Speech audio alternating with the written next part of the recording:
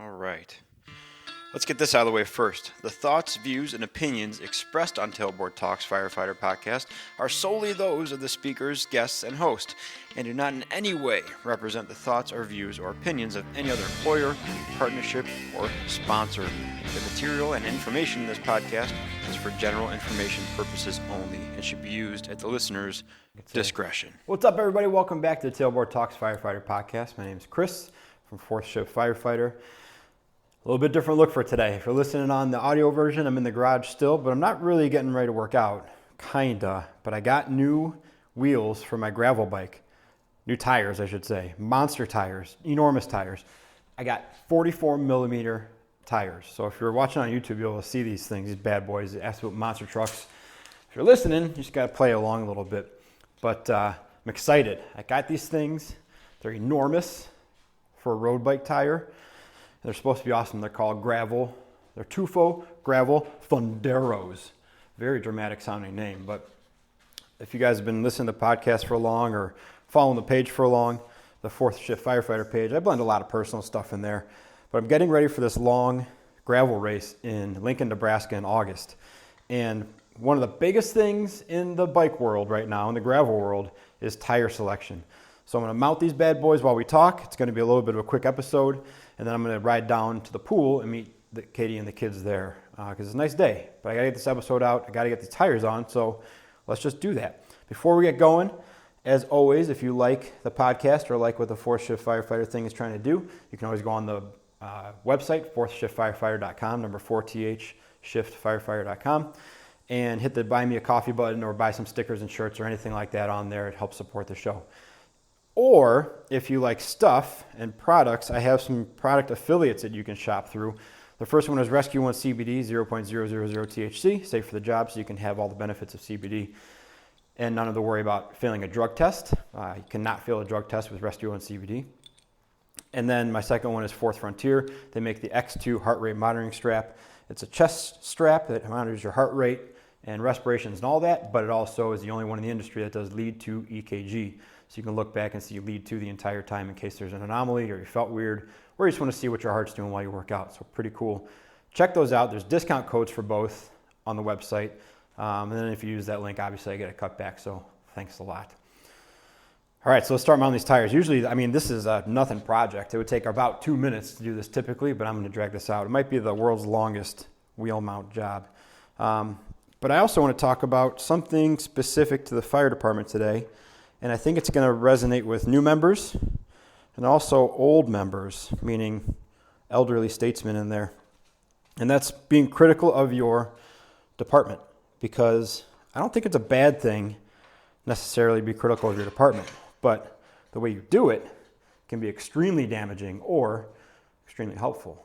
And I think when most people think of being critical of your department, they think of like pointing out problems, right? Which it is. That's almost the definition of being critical of your department. But it's also just making observations. Look at that thing.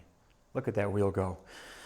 Just making observations. And I have some tips for the 0 to 5 year people, and then tips for the 10 plus, 15 plus, 20 plus year people dealing with the 0 to 5 year people, and also for them too. So like I said, it might be a quick little episode, but probably some pretty good stuff to be gotten out of this one. The rear wheel is always tricky because it's got this chain thing in the way, and I don't do it enough to put it on the right way. Also, side note about these tires, sorry for breaking the flow of this thing again, tubeless setup, which if you're anything familiar with the bike world right now, tubeless is apparently the way to go, or has been for like the past decade.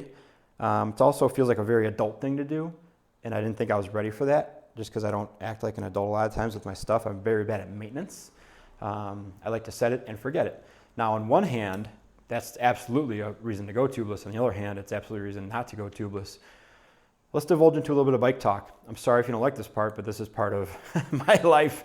So take 2 seconds here and just tell you about it. Typically, in bike tires, there's the tire, and then an inner tube, and then the rim, right?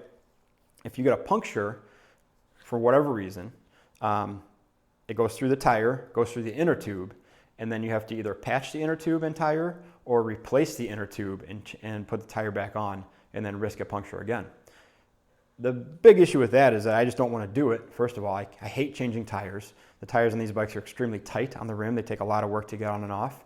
And it's just like, if I'm riding 70 or 80 miles, I don't want to stop for half an hour to screw around with a tube and a tire. So it'd be like a 20-minute job, if not more, half-hour job if it runs into any difficulty. I just don't want to do it. So tubeless is just the tire and the rim, no inner tube, and then they fill it up with like a glue type of material, like a cup of glue, and it moves around there. And if you get a puncture, and as the wheel spins, the glue gets forced to that hole, just to the outside of the rim, or outside the tire, and it fills that hole, and you may never even know you got a puncture. And then later on you can patch it or just ride with it, and it's supposed to be good forever and ever. So sorry for boring you. If you're interested in bike stuff, that was a very good little break from the monotony. If you're not interested in bike stuff, well, here we go. We're getting back to fire department stuff. So here's what I see when I think about people being critical of their department. I have no problem with it if, like I said, if you approach it the correct way. The wrong way to approach it, especially if you're a new member, is to point out things that you think are wrong. You might be like, well, what are you talking about? That's how you are critical of stuff. Well, it is, but also, what do you know? Like, that's the first thing that comes to my mind. If you come into this job, even if you have experience, if you don't have experience, and you start saying, it is so stupid that we do blah, blah, blah, I'd be like, well, in what world do you have the knowledge to make that decision if this is stupid or not? A lot of times it may be stupid, but a lot of times you might be taking knowledge of a different circumstance or a different industry or a different norm and then improperly putting it on the fire service. So for the fire service, it might be completely appropriate, industry standard, justified, time-tested, tried and true, but it's just foreign to you, so you think it's dumb. Bad mentality, first of all, like bad mindset, but I understand it. If I had to offer one quick tip to the 0 to 5 year people and probationary people, even if you're highly critical of something, even if you came from another job and you know that what this department is doing is dumb, legitimately dumb, or outdated, or misguided, or whatever, phrase your criticism as a question and use that as an opportunity to get more information of why your department does it that way. Yes, it might be different than the way your old department did it or the way you've seen other departments in the world do it, but it might be the only way for right now anyways for the department you're talking about or you're in. Now, this becomes especially dangerous if you're a probationary person because you fall even more to the trap of like, well, what do you know? Like, first of all, if you're on probation and you're pointing out everything that's wrong with your department, I would tell you to find another department. Like, yes, every single department has its issues and every single department has its evolution to go through. And some things take a lot longer than others, right? But if you're on probation and you're deciding if you want this job or not, and you're already picking out problems and you're not in any position to solve them, or you're not even offering solutions, you're just throwing rocks, I'd be like, you probably shouldn't work here. Because if you think this is the only problem or thing you're going to find that you don't like, you're woefully mistaken. And also, you got no leverage, no knowledge, and no real ability to fix it right now. So I'd rather not listen to you complain about the department that wants to pay you a bunch of money right now.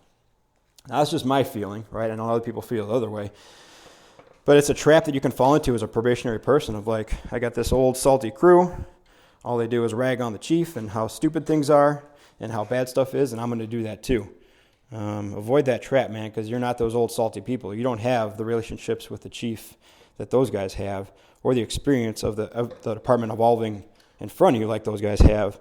So you're going to get stuck in a pretty bad spot where you just look like a 220 or an Ike. And for those of you that don't know, a 220, gosh, I messed that up. A 220 is someone who's been on for 2 years and acts like they got 20 on. And an Ike is an I know everything. So no matter what you say to this person, they're like, I know, I got that. I know everything. So you go ahead and steal those, use those. Credit me when you call someone it. Take a picture of them and be like, this is the Ike in my department. That'd be pretty funny. But that's what you run the risk of. Man, this is going to be difficult to do while I'm talking. I told you I don't do this often enough to be good at it, this rear wheel business. Let's do it like this, and like this. So phrase your criticisms as a question and gain the knowledge of why your department does something that way, regardless of how smart you think you are or how right you think you are or how wrong you think the department is, because quite honestly, you don't know if they're right or wrong because you don't have the information to base that decision off of, okay? And I think it should be that way for like 0 to 5 years because it's very hard to exist in the fire department with less than 5 years on. It's a totally different atmosphere, a totally different environment. There's different rules, there's different dynamics. And yeah, I know it's all people, and it's all like, well, he's just a person. He shouldn't be acting like this. Yeah, I get that, but he does. And these people do, and our admin works like this. And so you have to get used to that stuff. And until you got about 5 years on, and you've kind of been through the ringer, or you've gotten in trouble, or you've seen people deal with situations and how they handle them in your department, I don't think you have the knowledge to make an accurate gripe about where you're working. If you make it through probation and you get off probation, then you start griping, that's even worse. You can be like, well, you chose to work, you actively decided to work here over the past year. We gave you plenty of opportunities to not. Nobody kidnapped you and made you work here. If you got all these problems, I wish you just wouldn't. Now, if you're in the older category, older being like 10, 15, 20 plus years, and you've fallen into the trap of being a complainer and being someone who is highly critical of your department, if you have any sort of leadership in your organization, they're going to say, well, what do you want to do about it? And that's where you get to either decide that you're going to be an asset to the department or looked at as a pest and probably dismissed whenever you have an actually good idea.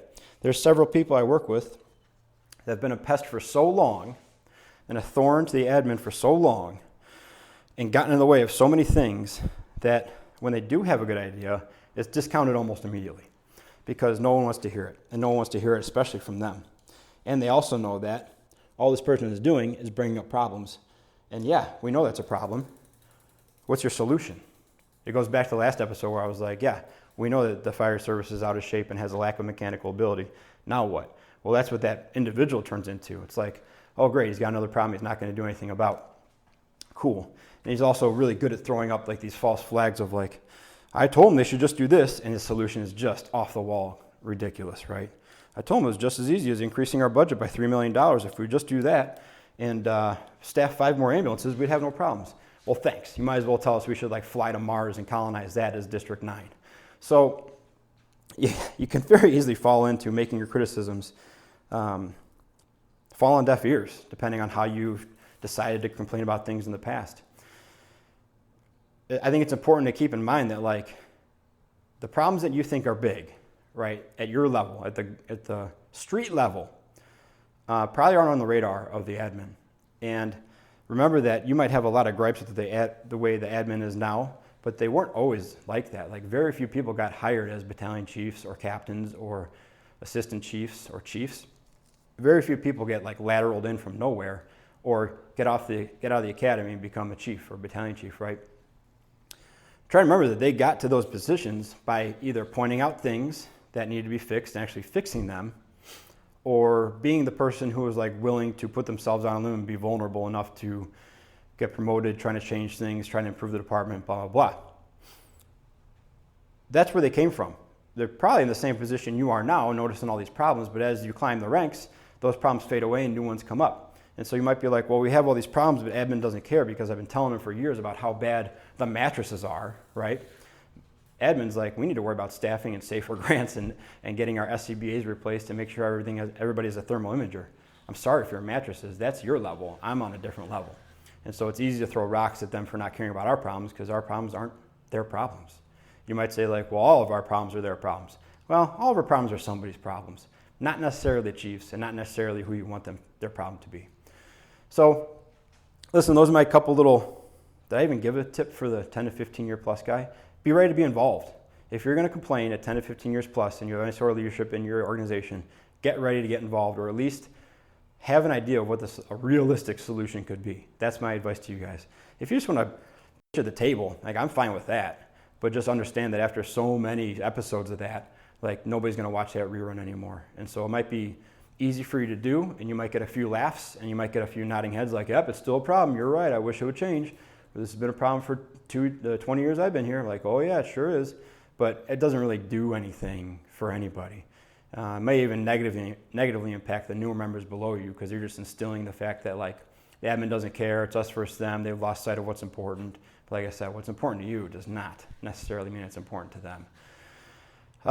Short one today. We're in the summer slump here, guys, so I'm making these quick. I'm doing stuff I want to do. I'm experimenting with some new things. I did get some good suggestions. Apparently there was some hullabaloo down there in Texas that I need to pay attention to with some maydays being called and some accountability stuff. So I'm going to look into that for next week, because that's a lot of what I want to do here with this thing. We've had the battalion chief from Highland Park on. If you remember, they had their 4th of July parade shooting a few years ago, 2 years ago to last week. So there's absolutely room in this platform for tactics and strategy discussions, as well as lifestyle leadership, stuff like that. And of course, as I'm standing here in the garage gym, the health and fitness aspect of it is like the backbone. It's where I came from. So that's always going to have a presence, right? If you like the show or anything, or watching me talk about tires, share the episode. I really want to keep growing this thing. I don't want to feel like all I do is ask you guys for coffee money, so I'm not going to this week, but if you want to, go ahead. But I'd rather have you guys share this episode if there's an idea that catches your ear, or if you're like, yeah, that guy needs to shut up, and I'm going to have Chris tell him to shut up because I'm sick of hearing him bitch about everything, and this episode does that. Cool, I'm down with that. But let me know what you think. There's also a contact form on the website, 4thshiftfirefighter.com, or you can always find me on Instagram at 4thshiftfirefighter, number 4th Shift Firefighter. All right, I got to get my padded underwear on and my goofy looking socks on and ride to the pool. Thanks for hanging out, guys. Thanks for being part of the 4th Shift. Keep on working towards being more capable and durable on the job and away from it. And we'll talk to you soon. Be a 4th Shift Firefighter.